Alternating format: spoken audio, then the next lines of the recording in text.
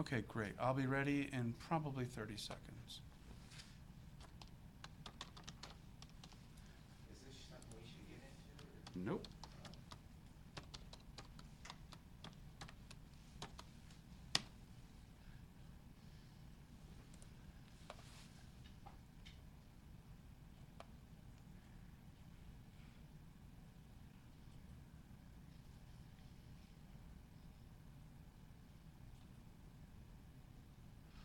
Okay, great.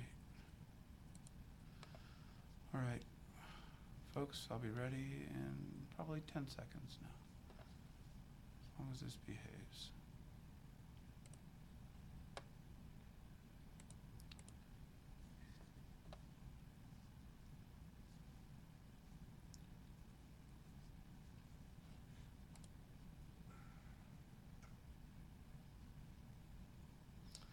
All right, here we go.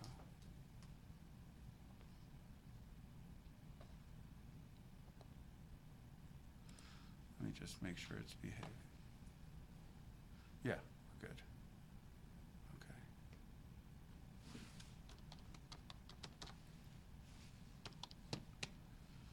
And I'm just going to close it, but at least it's being good. We may have to log you guys in again. It'll just take a second. These things don't like to just sit without being used, so they automatically log themselves out. All right. Are we ready to go? Yes. Roger? Yeah. All right, fantastic. Thanks for coming tonight. We work at the Denver Public Library in our Patent and Trademark Resource Center. It's a joint venture with the United States Patent and Trademark Office, and we help with appointments for patent and trademark searching. We offer training. We also are the only place you can access Pub West and Pub East. And let me show you tonight a little about how you can take advantage of that information tonight. So one of the first things I want to do very quickly is just show you that if you go to our website, denverlibrary.org, and you go to the bottom of the page, you'll see a link here for patent and trademark appointments. And just fill it out and we'll set up some time for you. The next thing I'd like to do is take you to the second tab in your browser. It should be already set up for the United States Patent and Trademark Office. And one of the things that we always show people who come into our appointments are some of the Inventor Resources that are out there. If you go to Patents and then scroll down to Inventor Resources, the next step would be to, click on United States map under State Resources, and you will see a link to Colorado. And on this page, you'll see the Rocky Mountain Inventors Association, as well as links to pro bono services, which are available through the Mikasa Resource Center. You can find out more about that on your own, and you can also pull up attorneys that are licensed to practice before the USPTO. From here, I'd like to go back to the patents menu again, take a quick look at the process overview. The step one will give you some links that will help you find out a little more about the process itself, learn a little more about what might be right for you. But today we're going to talk a little more about searching for prior art. In other words, what ideas are already out there in the patent database. And the place we take people to start with is the 7-step strategy page. And this is great if you're doing it from home. You'll be using the web-based patent and applications databases and so forth. And this general approach will help you. We're not going to use this approach today, though. We can streamline this a little bit with the being a patent and trademark resource center. And in the handouts we've given you on the second page, you'll see this 7 steps that we've put together for searching when you're here. And let me walk you through that a little bit. The first step when you're going to do your search is to find terms that will describe your invention based on purpose, composition, and use. And the thing to consider here is that when technology is new, terminology is in flux. So you want to think outside the box. This was not called a computer mouse when it was patented. It was actually called an XY position indicator. So sometimes you have to be pretty creative. The second step is to find classification numbers for your idea. And this is something that Brooke will help us with. She's going to show us how to use espace.net, which is a site run through the European Patent Office to search for CPC classification numbers. And before I give the podium to her, I just want to mention that if you put in a search for, say, umbrellas, you'll get 30,000 hits. But if you put in the classification number for that, you'll get a few hundred.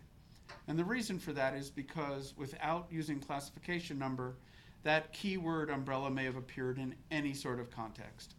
So without saying any more, I will pass you over to Brooke. And here is the next step. Okay. So you should have up on your computer there a tab for espace.net. If you want to go ahead, you should be into the classification, but if you're here, you can use either one of these, open espace.net at the EC, which is the European Commission, or the EPO, the European Patent Office. There's no difference, so really you can use whatever you want. So let's get into classification search. So like Steve said, you want to take those those keywords you came up with in step one and convert those into a classification number so you can really do the most thorough prior art search you possibly can. On this database here on this page, yeah. So this is all CPC now, right? Yes. So there's no US classes? That's all they accept in the applications now. Okay. The USPC classification system, which they used to use, is still important when you're doing searching. And we'll mention that in the 7th step. But we won't be doing USPC today. We'll be happy to go into it in an appointment. So on this cooperative patent classification page here, you can see part of this classification system, so it's broken up into, and I'll go through the parts, but section, class, subclass, group, and subgroup. So to have all of those parts together is a full CPC number that's really going to get you nailed into the kind of prior art that you want to look for. On this page here, you see the classification and description for each of these sections. Each of the CPC numbers is going to start with one of these letters here.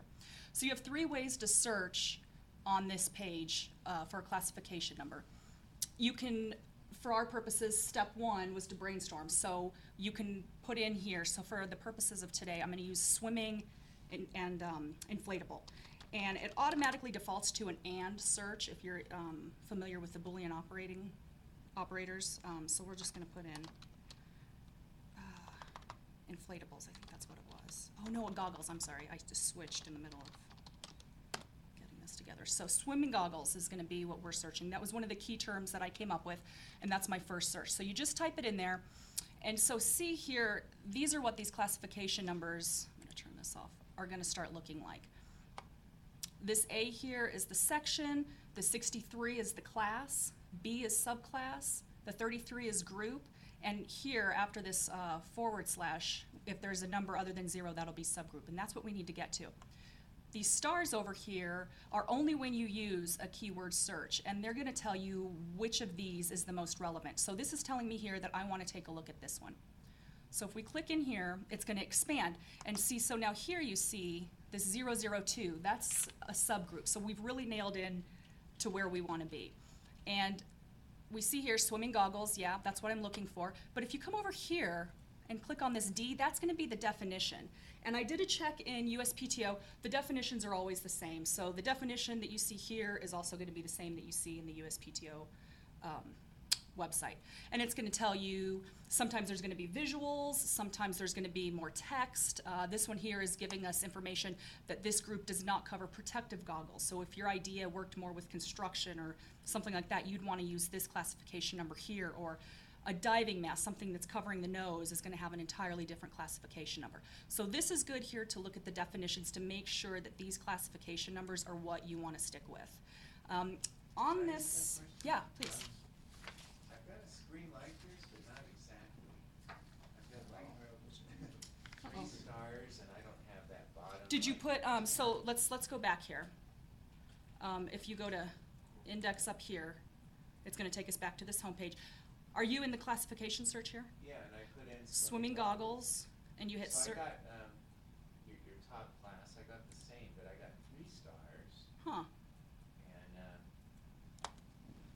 well, you can look let at me it. take that. It's close, but it's, Let's, turn that. If you see that 2000X thing. oh, what's that? Click on that. I'm gonna go over that right now. Okay. That's a little more complicated, but I'm not, oh, gosh. Espace net right here. Yeah. Perfect. Yep, and so go ahead and type in swimming goggles. Yeah. And that should get you up there. Yeah, click on that and then click on that 2000X. In your handout, you Oh, should okay. see, this, and I'm gonna show you what these mean right now, but this is a little diagram of what that bar is up top there. Oh, it's in here. Yeah. On the third page of your handout. And that's gonna tell you, now that, the 2000, that's something that predates the CPC, and I think it has more to do with the ECLA, the European Classification System, prior to the CPC. I haven't found it to be relevant in any of the searches I've done, and I haven't found a really good description anywhere online or on their website, so I'm not 100% sure how that is, how really what that's gonna do for a search. And I don't think it'll matter to the USPTO. No, I don't think so. Did that come up for everyone? You could, I got it more. okay. That one, What's one of them? two Gs. Daily? Oh, yes. And hit search. And you're good. Okay. And now if you click on this, right here, yeah. See, swimming goggles, and the D is what she was Yeah. referring to as the definition. For definition, yeah. So So, if you click on that, you'll see that on the D it breaks it up there. There you go. and then if you click it again, it'll disappear. Oh, So if you look at this bar up top here, so you should have that little, you should see A63B33/002. That's the number we're gonna work with here, because that's exactly what I want, swimming goggles. Now this up here just kind of helps the layout a little bit. If you have a preference, if you click these buttons here, it changes sides. If you toggle this, it's just a different way of showing the children classifications underneath. So if you prefer dots or if you prefer line dots, the exclamation point and the I. These are for if there's any notes, if there's anything that you need to know about the classification number itself that was a result of CPC or anything like that. That's going to give you the notes. There's also going to be on some of these, if I drill down this one, I think this one is a little bit bigger. So you can see how that shows the children Nice. under each. Yeah, it is nice. So yeah, if you toggle that, it'll turn on the warnings and notices. The CPC green here, this is for, so the CPC is an extension of what's called the International Patent Classification System. All patent offices use it in conjunction with their own national classification system. But the CPC expands on that IPC. So instead of 70,000 IPC classification numbers, the CPC has 250,000. And so what that green is indicating, that it's not IPC, it's an extension of the CPC. So that's all that green is showing. And if it's in brackets in green, that's showing you that it's CPC, not IPC, because there's still some IPC in there. The little dates here, if you want to know the last time a classification number was updated, you can set parameters and it'll tell you when. See how it just included dates here? So it'll show you when that was last updated. And then that X2000, you can see here, it's the 2000 series stem from the former EPO and computer-only codes, and those controlled keywords which are converted to valid ICO symbols before becoming CPC symbols. So I'm not sure about that. So that's what that bar at the top is. And so what you're gonna do with this, and if you click here up here on index, it'll take you back. And my little dates are still on here. But if you wanted to see the scheme for each of these, you can click there, and this might look familiar from the USPTO website if you've looked into the CPC, but it'll let you kind of go. It's still very broad, but it's just giving you a really broad overview of these classifications. It's not drilling down as much as we did before, but you can take a look at what all of these are. These are the notes. If there's anything about this that they feel you need to know, sometimes they'll say this IPC symbol is equivalent to this CPC, or so it's important to take a look at these as well. They might have more classification numbers that they feel that you should check if you're using a certain one. And so that is going to be the best way, the keyword search here. You can also use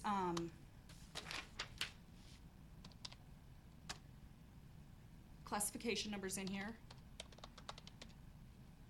and it's going to bring us right to where we were before. So if you have classification numbers that you already want to check on, you could just type them in there as well. And then up here in the index, if you're feeling like doing it, you can go through and get to your classification number by just narrowing down, by reading the headings of each of these, and just kind of drilling down the way we were before, and it'll eventually get you there. But really, a keyword search, after you've gone through and looked at your invention and thought about it and come up with a list of keywords, is the way that you want to search here. You don't have to bother with spaces, huh? You can just run the number. Yeah, the CPCs don't have spaces in them, so you just throw it in there. I've discovered that if you copy the CPC number, using Control C, it will actually paste it into Pub West or Pub East without the space. I have no idea how they did that, but some brilliant programmer found a way to do that. Yeah. Okay. I'll turn it back over to Steve. Thank now. you. I'm always learning something new when I see this. Oh, there's more. I know. So at this stage, we've looked at steps 1, steps 2, where we went to CPC classifications. We looked at the definitions associated with it, so that's step 3. And now we're going to go to Pub West. First, I'll show you a little of how Pub West works, and then we'll go to Pub East, and I'll give you the overview of how both of those programs work, and I'll show you how to do some searching. So at this point, let me try to make this wake up. So can you all go to the 3rd tab in your browser?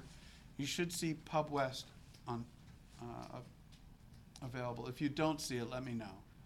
And I'm going to click on it now. And if you get anything but this box, let me know.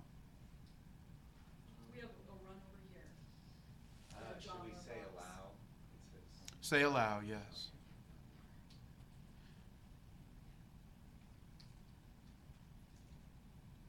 Tell me when you're at this box.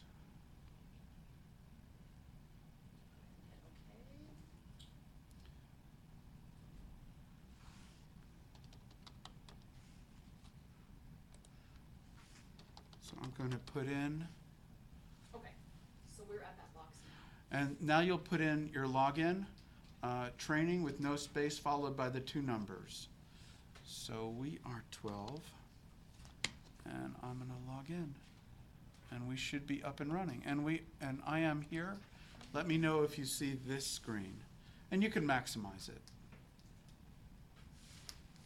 Let's see, 20. Yes, yes.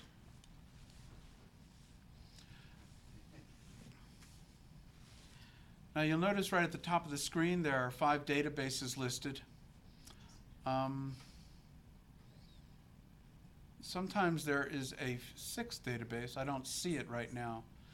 But we should have access to the Derwent database as well. I don't know why it's not displaying at the moment. But the first 2, the first one on top is the applications database. This goes back to 2001.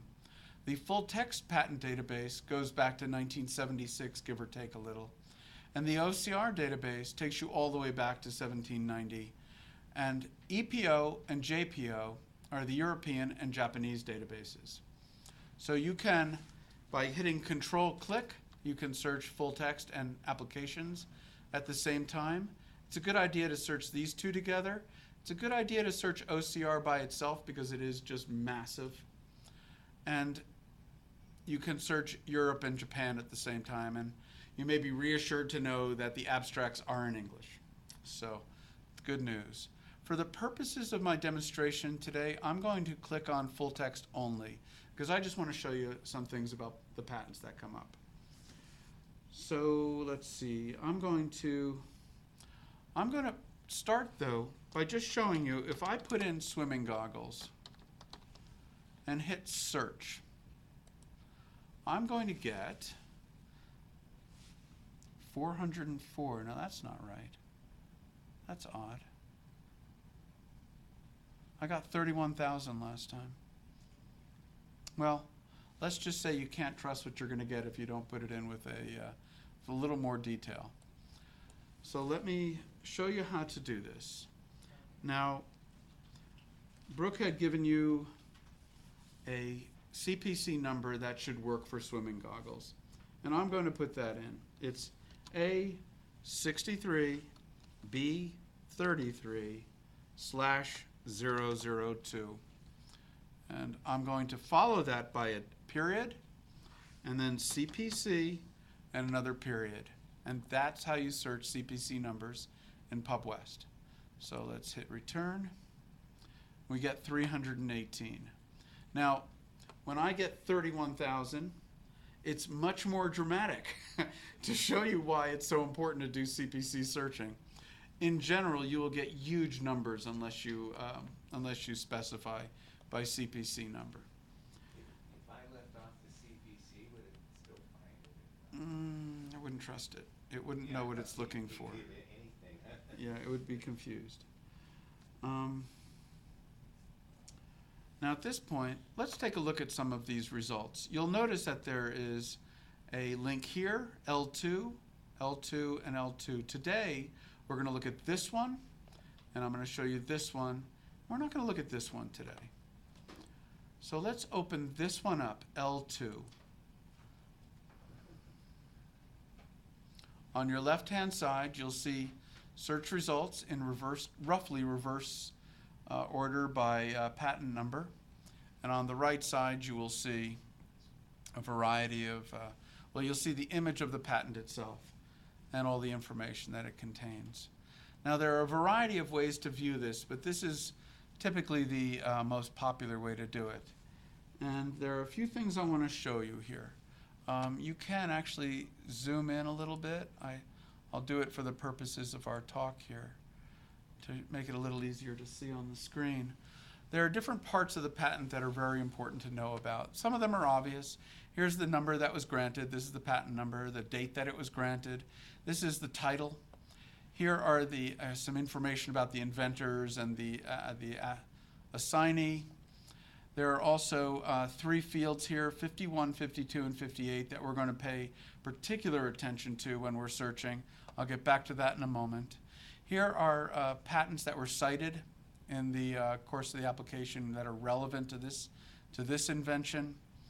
In this case, they were cited by the examiner, but not always. Sometimes they're cited by the applicant. Here is the abstract, and here is the drawing. When you're doing your initial search, you're going to quickly review the abstract and the drawing. And at that point, you should be able to get a good sense of, is this close to my idea or not? Let's move on to other pages. This green arrow here takes us to the next page. More drawings. You'll notice that the drawings have numbers pointing to different parts. We'll talk about that in a sec. Next page, more drawings. There can be quite a few drawings. I'm going to click my way through these. That's interesting. And we're almost up to more text. Here, oops, sorry, went right by it. And when you have the We're back in the text section now. You'll notice that there is a section on related art. It'll tell you about similar inventions and so forth. The summary is more spelled out than the abstract, so you'll get much more detailed information there. Again, if you find something that's close, you'll want to look more at the text. Here, under the brief description, these describe what each drawing page has to tell us. And under the description, or sometimes referred to as the detailed description, you will get what all those numbers are pointing to. Let's go a little further. And then when we get to the end, you'll see a section that starts, what is claimed is. In one way or another, it starts with something like that, but this section on the claims is where the rubber meets the road when it comes to a patent. If you find a patent that's close to yours, you're going to want to examine the claims very closely. If they are identical to yours, then your search is essentially done. You found prior art, so your idea is not patentable. But if there are substantial differences, and I can't tell you what defines substantial, you'll want to talk to an attorney about that, then you may have grounds to have a patent on your idea. So the claims are very important. Let's go back to the front page. And let me see. I thought there was we can click on that double arrow and put in 1 and go right to the first page again. Let's go back to these fields 51, 52, and 58.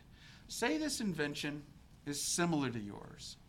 At least it is close enough to make you to realize that it's in the same classification.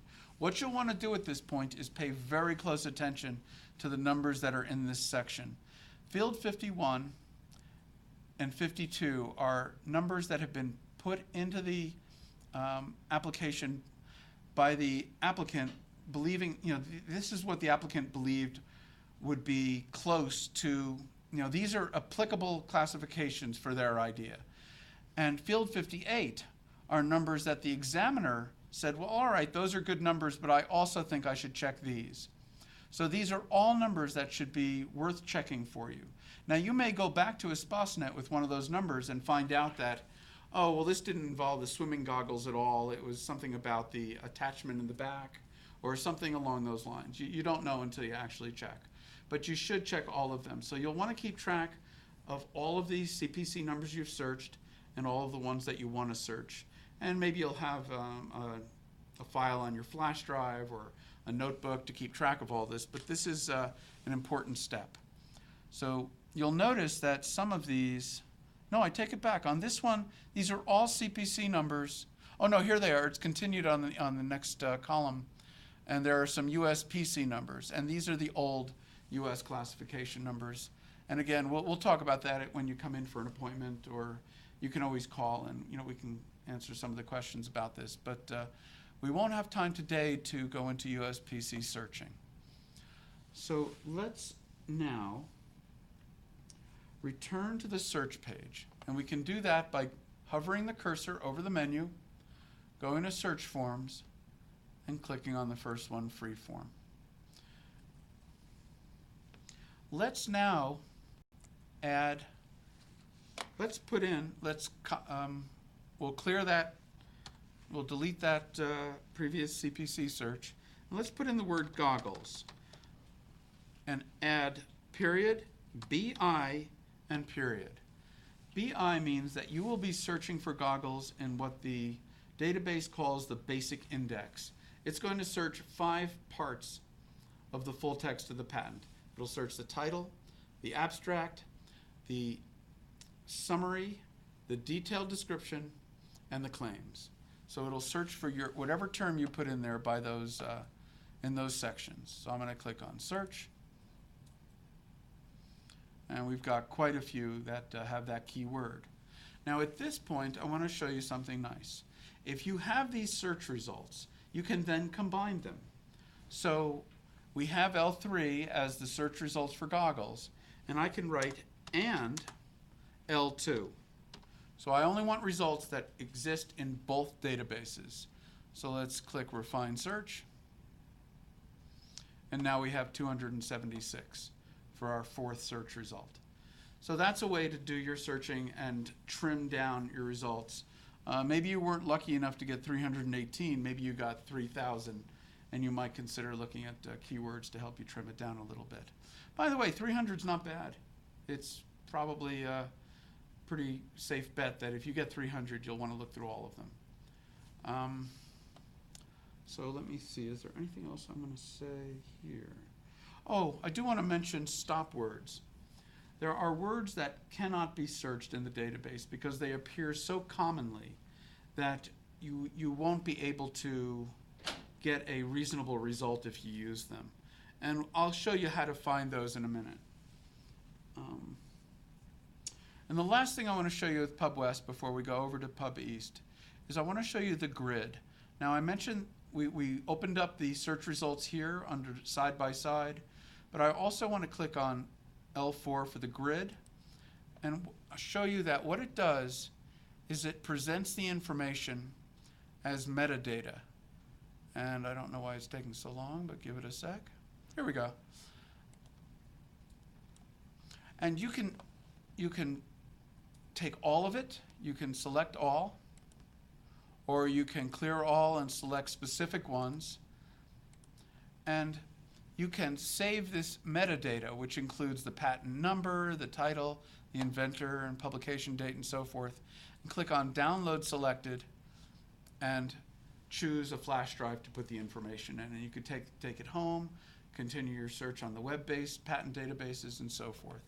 So that's all available. That gives you the whole patent, or just the cover page? Just the cover. It's not even, well, it's just this information. What you see. Right. What you see is what you're saving. Yeah. So what it does is it saves it in a generic spreadsheet format. So virtually any spreadsheet software will be able to open it. So I'm going to close the window. And I'm going to now hover the cursor over menu. And let's log out of PubWest.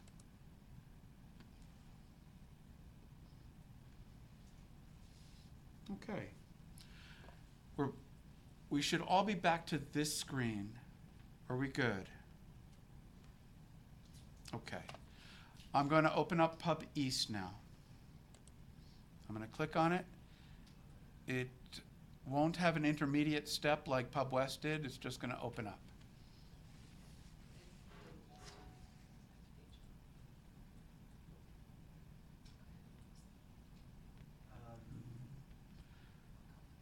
Not working, Roger?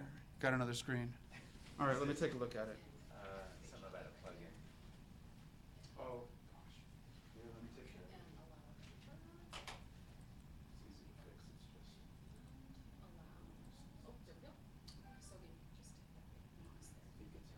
There. Yes, okay.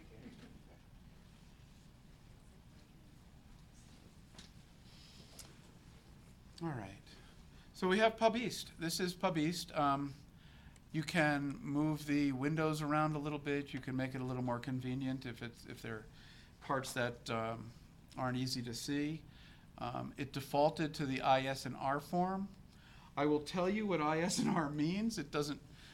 I don't know why they call it that because it's not relevant. I believe it stands for image search and retrieval, but this IS&R here doesn't mean that at all. This is a quick way to put in a patent number. So if you had that swimming goggle, if you had a swimming goggles patent, and this is one I've looked at before, you could just put this in, click on search, and it will find that for you. Now, you'll notice in this window here called the tree view, it tells you how many it found. Now, because we put in a patent number, it just found one. If it didn't find one, then you'd be concerned. If you click on list, it gives you the hit down here in this hit list window. And we're going to open up browse in a minute, but I just wanted to show you how the IS&R form works to pull up patent numbers. Let's now go to the BRS form. And again, BRS, what does BRS stand for? I think it doesn't help us by knowing what it means. what the important thing is, this is the main search window. This is where we're going to be putting in keywords and classification numbers for CPC.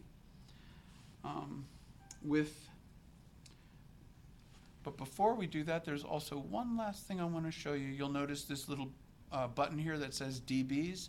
This is how we choose our databases. It has defaulted to the US Patent Database. It also has the OCR to take you back from 1976 back to 1790. The PGPub, pre-grant publications. This is for applications. This is the foreign images database for foreign patents, and again, Europe and Japan. For our purposes, we're going to look at the US PAT database. So I'm going to say OK. And let me see. Now I'm in BRS. Let's put in that CPC number, A63B33/002, and I'm going to add .cpc dot, and it's ready to go.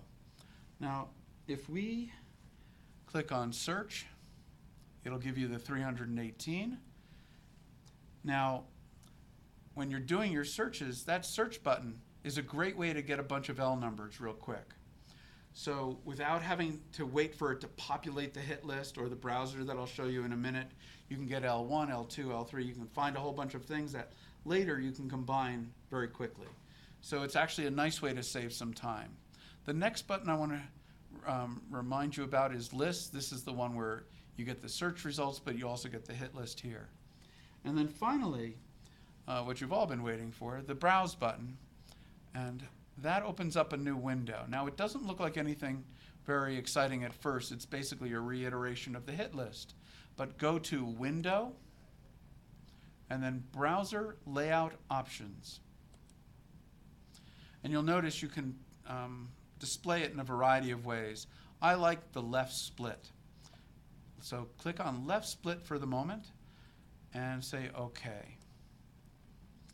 Now, again, you now have 3 hit list windows, but I'll show you why this gets very useful in a moment. So let's leave the one on the top left alone. On the bottom left, let's click on the tab that says Text. And on the right side, click on Image.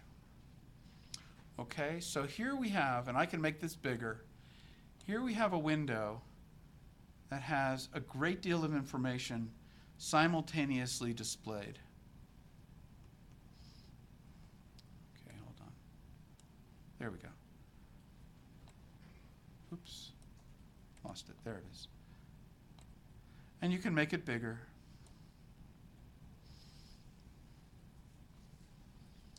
Now, under File, we can save this as the default browser layout.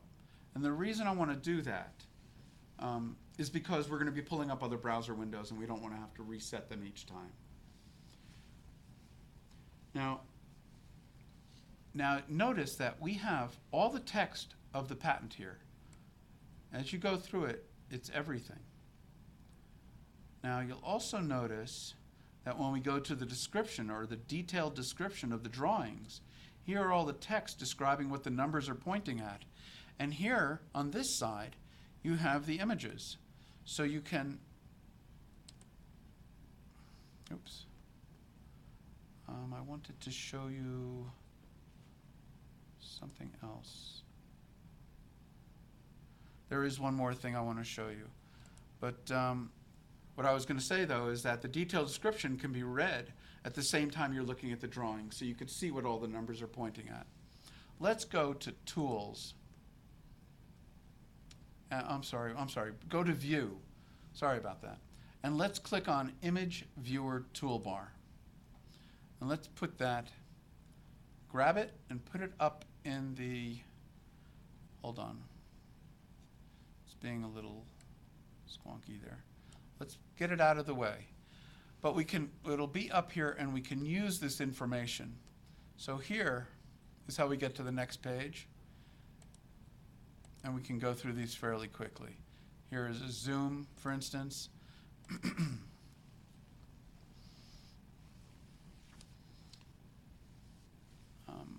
Another thing I wanted to point out is that PubEast is very easy for printing. So if you right-click the image, you can go to local printing and you can make some decisions about what you want to have printed and so forth. We won't be printing today because nothing's hooked up to a printer. There's also the option to look at those citations I mentioned before. Let's go to the first page. This button here will take you there. By the way, we're going to make these this browser toolbar obsolete in a minute. Now at this point, you'll see on the first page the citations I mentioned before. Now up here, you can click on backward citations, and it will show you all the citations that this patent referred to. And here they all are. You can go through them and see what's relevant. You might find prior art this way. It's an excellent thing to consider looking at. I'm going to close this one, and let's look at forward citations. These are patents that came out after this patent and referred to this one in their citations. And again, if you click on it, it will give you a list. In this case, I think there were none. I don't see it coming up. I apologize. It's so new. Yeah, it's so new, exactly. It just came out, what was it, 8 days ago? 7 days ago. So you're not going to find any that way. Now, I'm going to close this because I really don't need it anymore. I want to show you a nice feature that PubEast has that also greatly speeds up searching. In your handout, you will see this page. And you can use your 10 key on your keyboard to go through patents very quickly. You'll notice the important thing, though, is that your number lock has to be on. On your keyboards, you'll see a little blue light that shows that it's on. And almost everything on here, except for 4 and 6, does something, and the period, does something that will help you speed through. 7 takes you to the previous patent. 1 takes you to the next patent. I'm going to go back to the screen so I can show you how this works. And we'll see. So here I can click on 1 and go through the patents one by one very quickly. Within the patent, I can click on 2 and 8 to go to the next section. So this takes me to the drawing section. This takes me to the text of the patent. This takes me to the claims. So I can work my way through the sections that way using 2 and 8. And finally, 3 and 9 walk you through page at a time. And 3 is next page, 9 is previous page.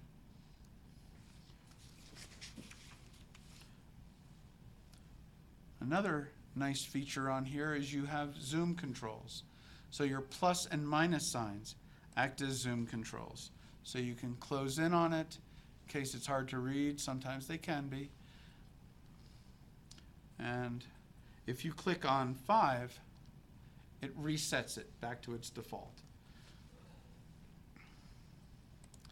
And there are 2 others that are going to be important. The tag, which is the star, and the page mark, which is the slash. I'll show you those in a sec. So let's return.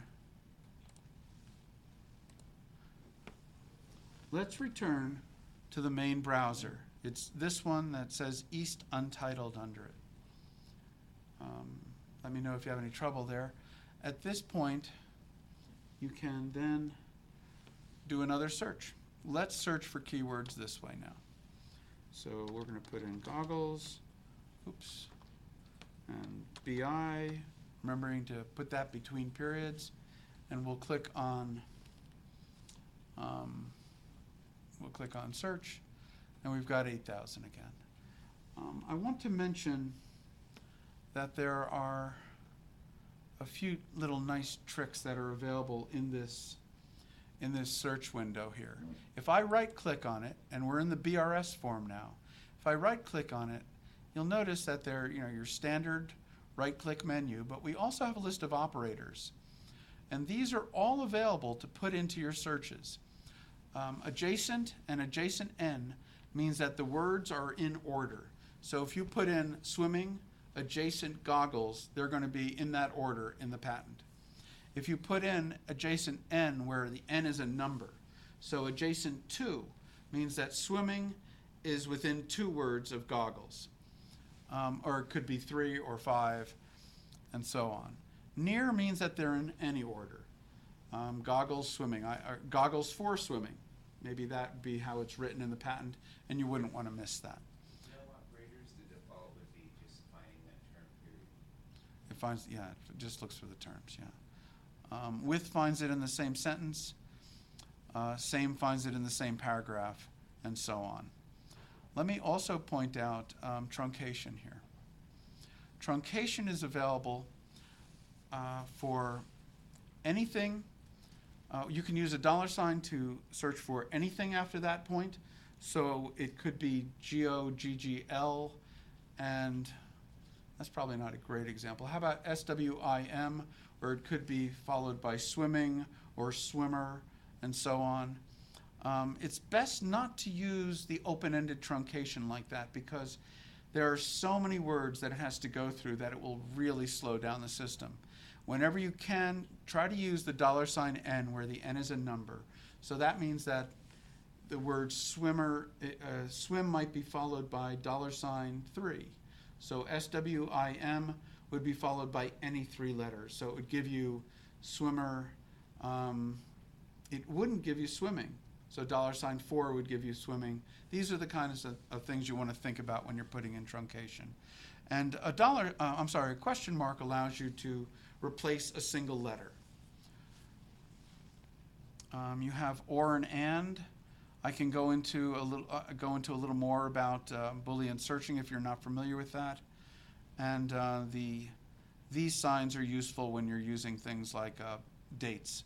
But for our purposes right now, we're not going to be using that. I also wanted to pull up, under help, that you can pull up a stop words list. I'm not going to pull it up right now, but it's an easy way to pull up the list of words that are not available for searching. Now, I want to show you a nice trick. Let's say, for instance, that you've gone through the 318 search results for L2. And you found a similar CPC number. I have one conveniently available. Give me just a split second. Oh, here it is. Let's put in another one. So I'm going to add this to the search. I'm going to write A63B2033/004. I'm going to put a space.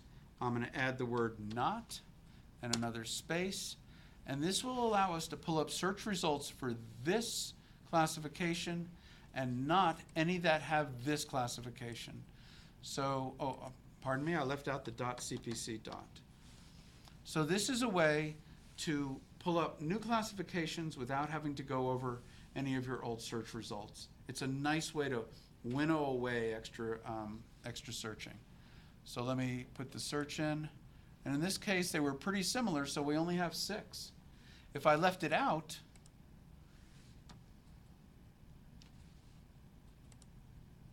we have 163. So that's a lot of overlap that you want to get rid of. So that not operator is very helpful.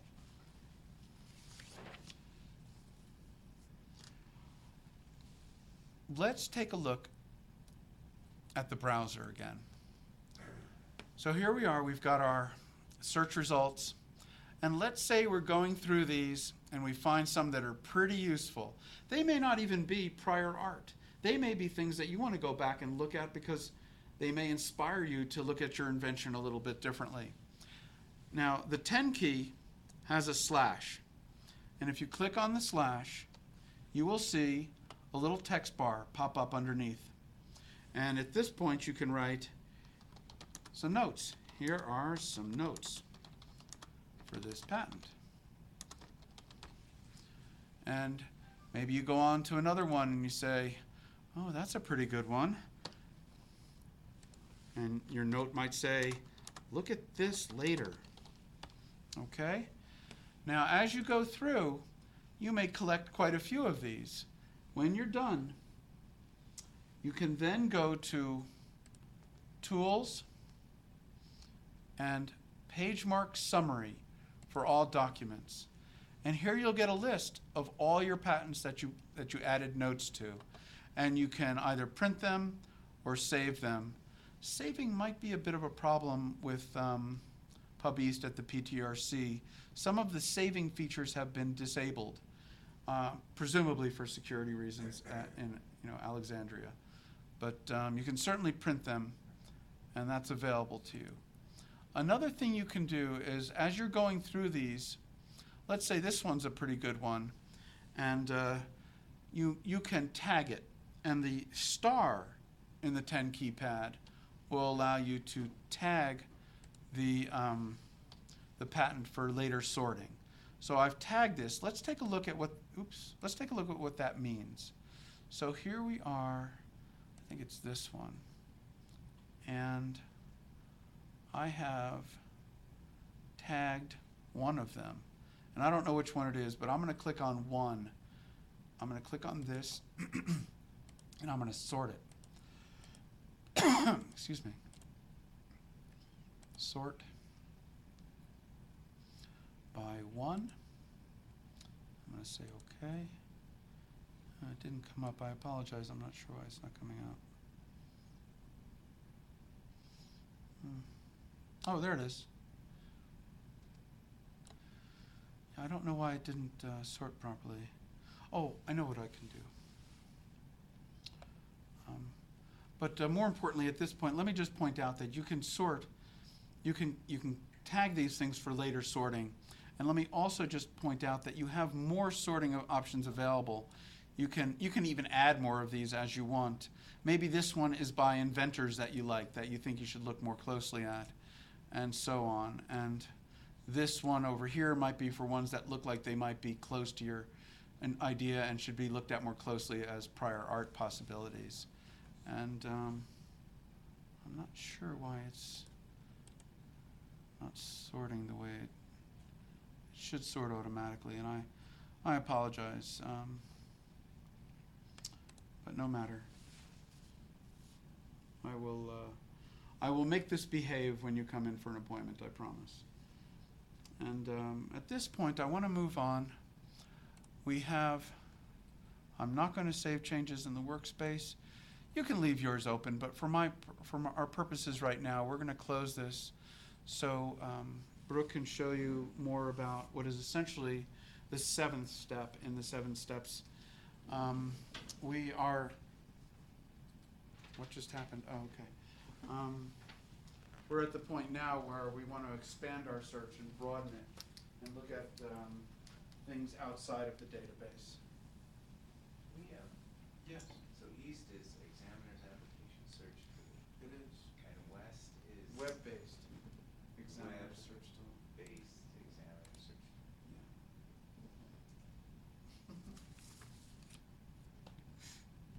tool. Okay, so like Steve said, the final step, the 7th step, is to broaden your search. That includes looking at a basic Google search, trade journals, anything that you could think of that might expand your search. And one of the ways is here in EspaceNet. So we already looked at the classification search here. We went through that. But there's just so much more this database has to offer. And so I'm just going to quickly go through some of the things here on Smart Search and Advanced Search. Smart Search is the default, so when you get to this page here, it's going to bring you to the Smart Search right off the bat. You can search a keyword that's going to be in any part of the patent. You can search by title, abstract, inventor, and applicant, and then doing something even just like capitalizing a person's name is going to just limit that to inventor and applicant as well. So if we were to do something like swimming, for instance, and then capitalize Johnson, the results that come up here, that are highlighted, The library will close in 45 minutes. Johnson, the name, the proper name there is highlighted, and then so is swimming in the La title. biblioteca se cierra en And you would see it 45 also in minutos. abstract as well, if we were to open some of these up. No, sure. You can put up to 10 words in a smart search. It's a great place to just kind of do a quick, dirty search for patents if you wanted to. The advanced search, oh, and I wanted to point out too, on that package that we have there, you can use, if you feel like playing around with this is accessible, you could do this at home. There's some smart search field identifiers. So if you wanted to search a name, you could type in IN equals Smith. And so a list of all of those here, sort of what Steve showed us in Pub East with that drop-down box of all the different, like the Boolean searching, the truncation, all of that's in there as well. So that'll allow you to kind of play around with the smart search as well.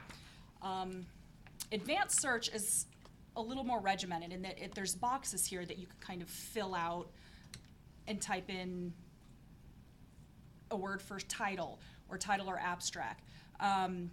If you wanted to search for publications just in, let's try Japan here.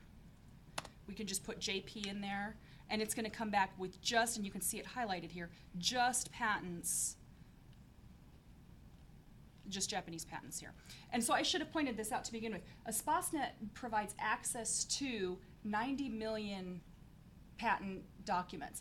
Most of them are applications, but if you're familiar with kind codes, you can kind of decide and look and see which have gone to full grant or which are still in the application process. And so that's the advanced search page. So you can do that there. And again, if you have a specific patent number that you wanted to throw in there, you could put that in there as well. Dates, applicant and inventor, and then these little eyes next to it will just give you information as you go along. And so then what I wanted to do, let's see here. Let me bring this up. I wanted to show you the results page because that, switch that. Swimming and goggles. So let's put that in there and take a look at our, oh, I still have. Did I get rid of all of that? Yeah, I did. Actually, I'm gonna put that back here. Okay.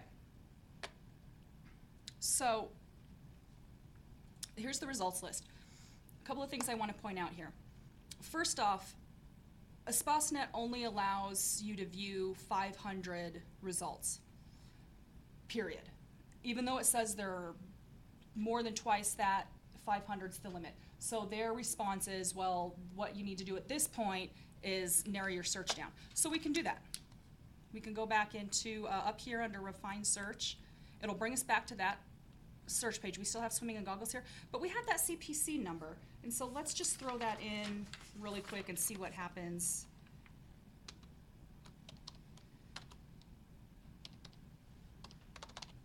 All right, and let's run this search again. Okay, great, so that really brought us down. So we're gonna be able to view all of that, but we're not done here. You see where it says approximately? ESPASnet does something where it aggregates similar patent materials into one. So if you have a patent family, it's gonna take all of those and put it into one. So example, if I click to move to the next page, you see how that keeps moving down? Click again. It keeps moving down, it keeps moving down. And so it's gonna keep going here. It's reading these results ahead of us, and as we keep moving along, it's gonna keep putting these. It's merging patterns Yeah. in the same family. Yep. And so your results are gonna get low, or your results are gonna continually go down until, and so finally approximately is gone. So 322 results is the final list here. They call it deduplication, but it is a really nice feature, and I'll show you how to view those here in a second. There's just a few more things I wanted to show you. This you can export things to an Excel document, or as Roger, you were asking, downloading covers. ESPASnet will actually do that for you, and it looks really nice. just open It's it. okay. It's the new Adobe. It didn't do that last time. Yeah, I use that all the time. This, the covers? Get PDFs and packages. Okay. So it's gonna give you page numbers, it's gonna give us a table of contents here, and as we scroll down, it's gonna give us, of all the ones we chose, the front page information of all of those patents. So you can go through quickly, read the description or the abstract. No, it's not translated. So unfortunately, you don't have that option here. But you can jump into one of these. Let's see if we can find one. Well, let's say that that was in German and we wanted to, you can switch. I mean, I'm just showing you, you can go in and change. If you come across foreign patents in another language, you can translate them. So that's another nice feature. Let's go back here. The other thing on the results list, so these stars here. Now, if you're on your computer and it has cookies on it, you can click these, and when they turn red, they're gonna appear up here in My Patents list. If you have cookies on your computer, it's gonna store these for up to 1 year on your computer without any activity. If you get in and you look at these, it'll start that time over. But you can keep adding patents to this list, turn your computer off, come back a couple days later, and those ones that you saved are still gonna be there.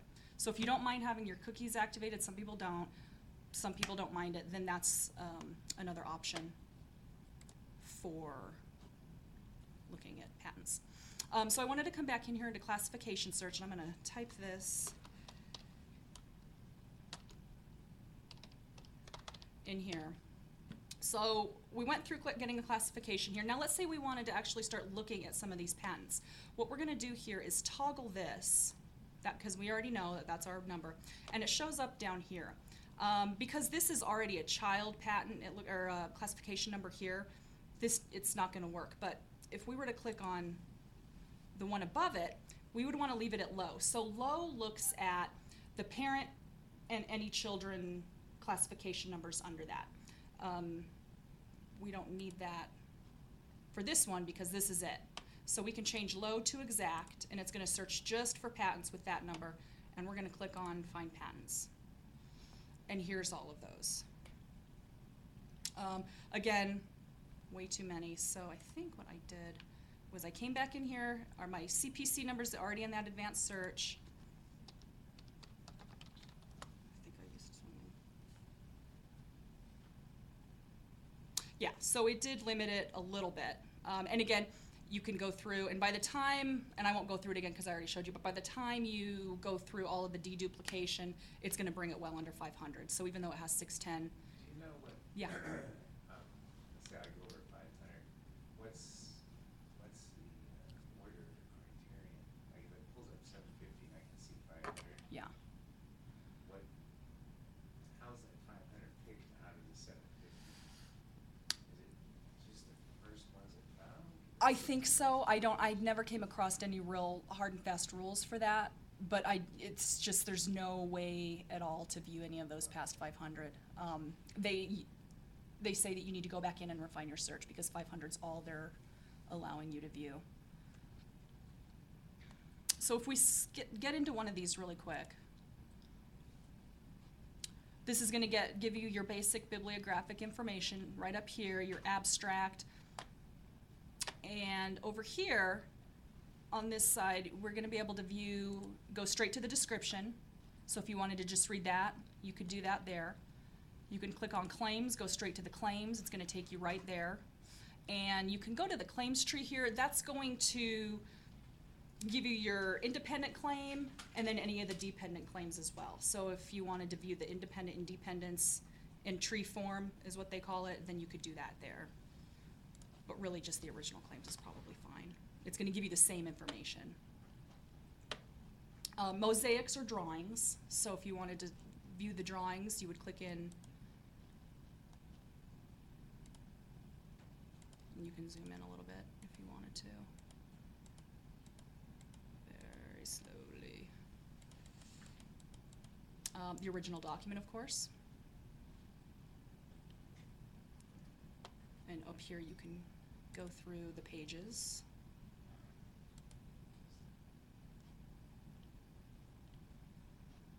You can look at cited documents, citing documents, and here is where we come to the patent family. So here you see that through that deduplication here, we have two. So it took another one and added it as well. So we have one from the US. This was granted because we looked at that one earlier, but then we have this one as well. I believe it's a Taiwanese. And so you can view that as well. And so that's where you're gonna find those duplicated, you're gonna find all of those patents that were duplicated and aggregated And here under might patent actually family. nice to look at the figures. I mean, if it's something that lends itself to figures, you can kind of figure out what's going on, even though you can't read Legal status. What I found, oh, we didn't go back far enough, I'm sorry. We're still in the Taiwan, we want this one here. Legal status I found a lot of the time is for assignments. That's what I find most under this here, InfoDAC legal status, if there's even anything. A lot of the times you'll find there's not a lot there. But if you wanted to look at information that the USPTO provides that's similar to the public payer system, this global dossier is where you would want to click. This is going to bring up, perfect, all of the steps in this process, starting in 2013 up until didn't that just come out here?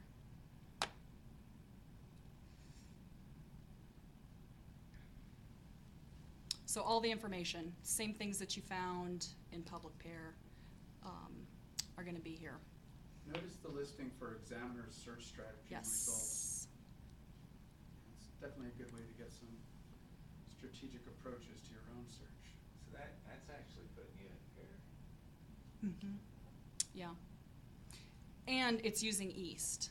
So if you're looking at US documents, chances are they use East, not West, right? Most of the time. So that is, I think,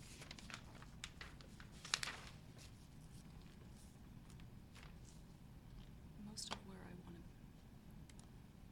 to be here. And that's kind of there's so much in this database, but for today's purposes, that's kind of, it's a lot, but I think that's the most important information that I wanted to show you. It's easy to use. EspaceNet is so easy to use. There really wasn't a lot of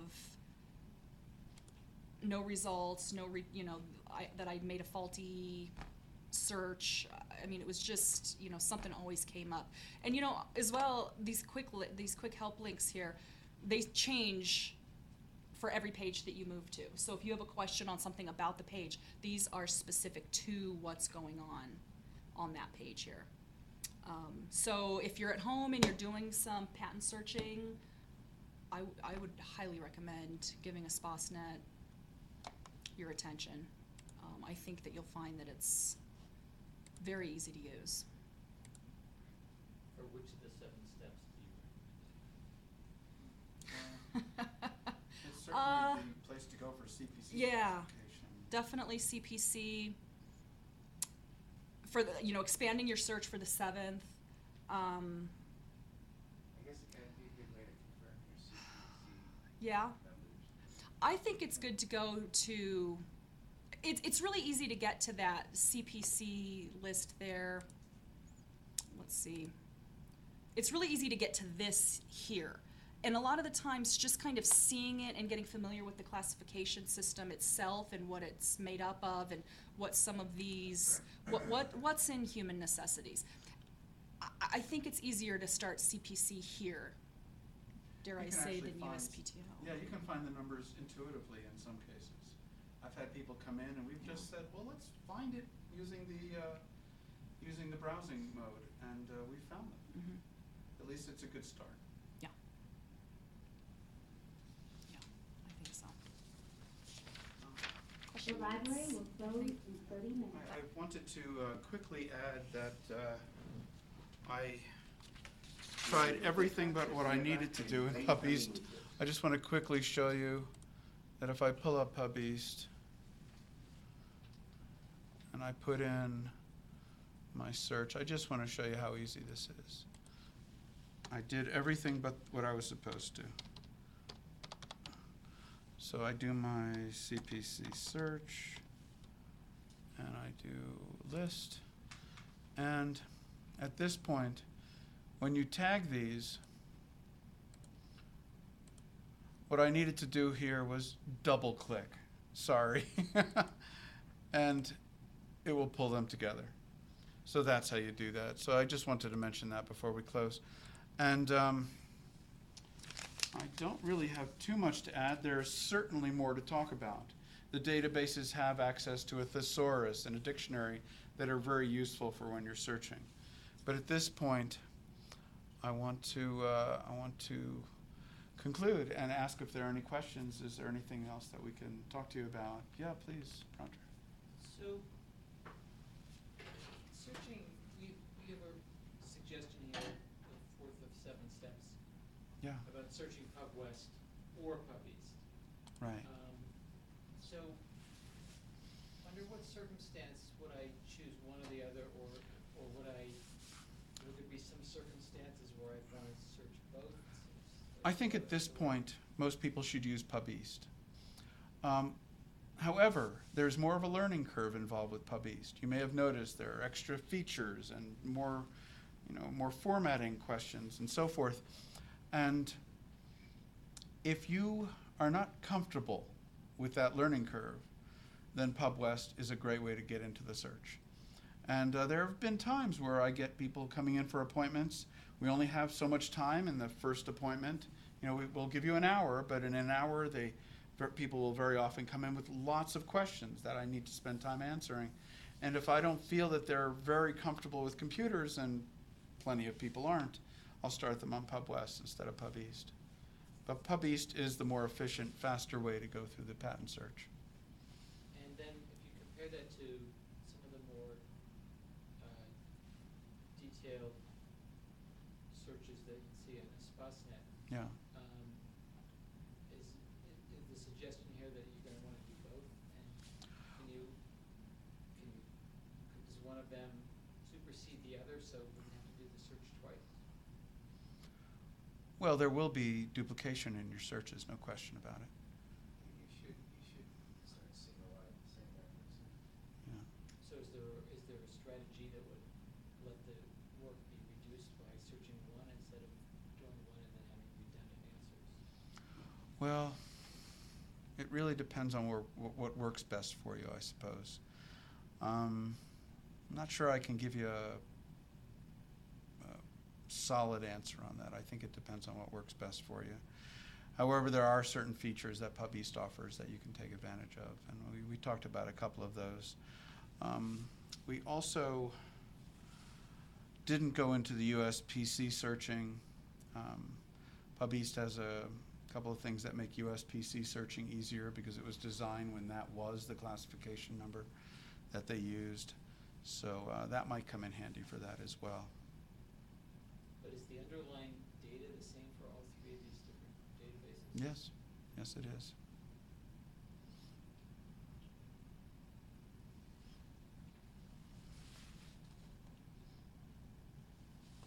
Two of them can only be done here. Yeah, we offer access to Pub West and Pub East. Now, it's not entirely true that we're the only place. If you go to the satellite office at 1961 Stout Street, they have a search facility there, and you can search them there as well. But they're not supporting it. Yeah, they don't, and there's, Their terminal and right. to know it. Yeah, if you need any training or any questions answered, it's probably better to spend some time at the PTRC. And foreign art is included in a prior art search, so Espacenet is gonna give you more breadth Yeah. in searching for foreign patents, where Pub West and Pub East, it's pretty much US. It's going to be US. That's exactly right. You can Abstracts. throw in the European and Japanese offices too. databases, right? That's right. And Derwent, which for some reason is not showing today. I don't know why. But those were just abstracts, right? for the Just Japanese? abstracts. That's right, in English, right. So to really see the claims, and so Espacenet goes back to 1836, for some things. That's the farthest back it goes for some patents. But then Pub West and Pub East they go back to 1790. So depending on what They your do. patent is, maybe you need to search that far back. Who knows? Farming. Yeah.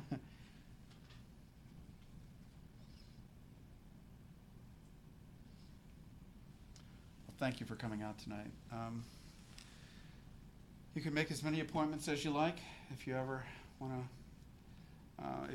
to do that, you will remember that on our website, it's at the bottom of the page. You'll see a link to making those appointments. And feel free to call also. You know, if we can answer a question over the phone, we'll try to do that. So thank you. We'll take care of it all. Thank you. Yes, we'll take care of I disconnecting. just realized a cool thing on that dossier. Yeah, You get into the pair of foreign countries. that's pretty amazing. Yeah. I know, But you that's, know, on it that just blows me It away. doesn't really work. You gotta have it translated, but maybe, I don't know, you can play around with Google Translating, get some.